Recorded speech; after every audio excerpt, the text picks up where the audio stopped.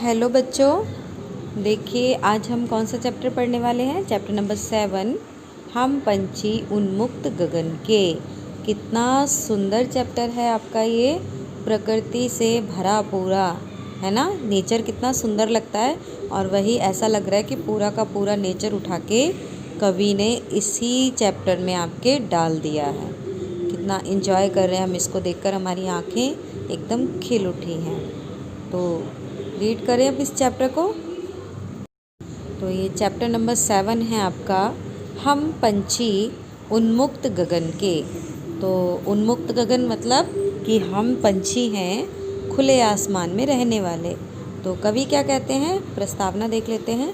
प्रस्तुत कविता में कवि ने पिंजरे में बंद पक्षी के माध्यम से गुलामी की पीड़ा का वर्णन किया है।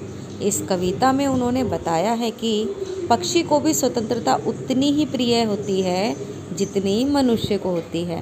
पक्षी भी स्वतंत्र रूप से आकाश में उड़ना चाहता है। उसे सोने के पिंजरे में कैद होकर रहना अच्छा नहीं लगता। आपको कोई कमरे में बंद कर दे तो क्या आपको अच्छा लगेगा?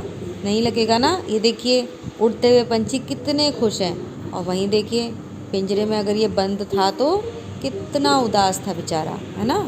तो आगे पढ़ लेते हैं हम कविता।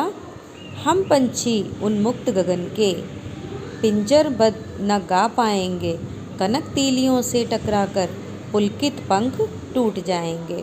तो वो कहते हैं कि हम जो पंछी हैं, हम आकाश में, खुले आकाश में उड़ने वाले पंछी हैं। पिंजरे में अगर बंद कर दोगे तो हम गा नहीं पाएंगे, और पिंजरे की जो तीलियां हैं वो बेशक सोने की हों, लेकिन उसमें अगर हमें तुम कैद कर दोगे तो हमारे पंख टूट जाएंगे, यानी हम उड़ना भूल जाएंगे और अपनी आज़ादी भूल जाएंगे। हम बहता जल पीने वाले मर जाएंगे भूखे प्यासे, कहीं भली है कटुक निबोरी कनक कटोरी की मैदा से। तो अब ये कहते हैं कि पुलकित पंख टूट जाएंगे इनके।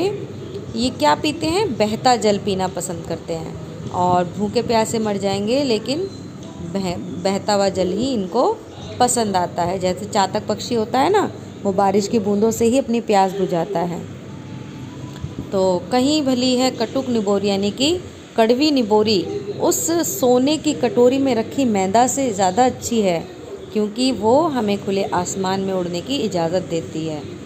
स्वर्ण श्रृंखला के बंधन में अपनी गति उड़ान सब भूले, बस सपनों में देख रहे हैं तरु की फुनगी पर के झूले। तो कहते हैं कनक कटोरी में रखी मैदा उन्हें बिल्कुल पसंद नहीं है, और सोने की जो ये पिंजरे की श्रृंखला होती है या बेड़ियाँ होती हैं, इनका बंधन पंछियों की गति उन्हें भुला देगा, उनकी उड़ान भुला देगा। वो इसमें रहकर सपने देखते हैं कि हम कभी पेड़ के सबसे उथली वाली शाखा की फुनगी पर बैठकर झूलते थे, है ना, या झूलेंगे। अगर हम पिंजरे में बंद हो जाएंगे तो हमें ये सब करने को नहीं मिलेगा। ऐसे थे अरमान की उड़ते नीले नभ की सीमा पाने, लाल किरण सी चोंच खोल चुगते तारक अनार के दाने। तो हमारे अरमान क्या थे कि हम इतनी उड़ान भरते कि नीले आकाश की सीमा को भी पार कर जाते। हमारी जो चोंच थी वो किरण की तरह लाल है, उससे हम तारों को चुग लेते हैं, अनार के दानों की तरह इतने ऊंचे पहुंच जाते कि तारों को भी हम चुग लेते। होती सीमाहीन क्षितिज से इन पंखों की होड़ा होड़ी, यानी कि जो क्षितिज होता है जहाँ धरती और आसमान मिलते हुए नज़र आते हैं उसको हम क्षितिज कहते हैं। तो उसकी सीमा भी टूट जाती इन पंखों की होड़ा होड़ी। हम इतना उड़ते कि आसमान की सीमा भी खत्म हो जाती। या तो क्षितिज मिलन बन जाता या तंती सांसों की डोरी, या तो क्षितिज से हमारा मिलन हो जाता या हमारी सांसें ही खत्म हो जाती। नीड न दो चाहे टहनी का, आश्रय छिन्न भिन्न कर डालो, लेकिन पंख दिए हैं तो आकुल उड़ान में विघ्न न डालो। तो कहने का मतलब है कि चाहे हमें तुम घोंसला मत दो, हमें घर मत दो। जैसे आप रखते हो ना पिंजरे में बंद करके पंछी को, कितना सब कुछ देने की कोशिश करते हो, सोचते हो अरे इसको हम गद्दा बिछा देते हैं छोटा सा, एक दाना दिन में 2 बार देना है तो हम 3 बार दे देते हैं कहीं ये भूखा ना रह जाए। आप कितना भी प्यार उसे दे लेना, कितना ही उसको सब कुछ देने की कोशिश करना, लेकिन जो खुले आसमान में खुद वो लेगा वो चीज़ उसे पिंजरे में नहीं मिलेगी। तो कह रहा है कि मुझे घोंसला मत दो, मुझे टहनी मत दो, मेरा आश्रय भी छिन भिन कर डालो, यानी तोड़ डालो, सब कुछ ख़त्म कर दो, लेकिन अगर पंख दिए हैं तो मुझे उड़ने दो, मुझे उड़ने दो, मुझे बंद मत करो। तो बेटा कितनी अच्छी कविता है ना।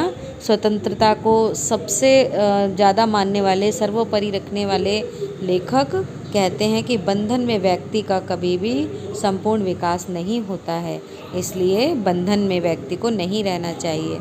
स्वतंत्रता सबका अधिकार है, चाहे वो पक्षी हो, मछली हो, जीव जंतु हो या मनुष्य हो।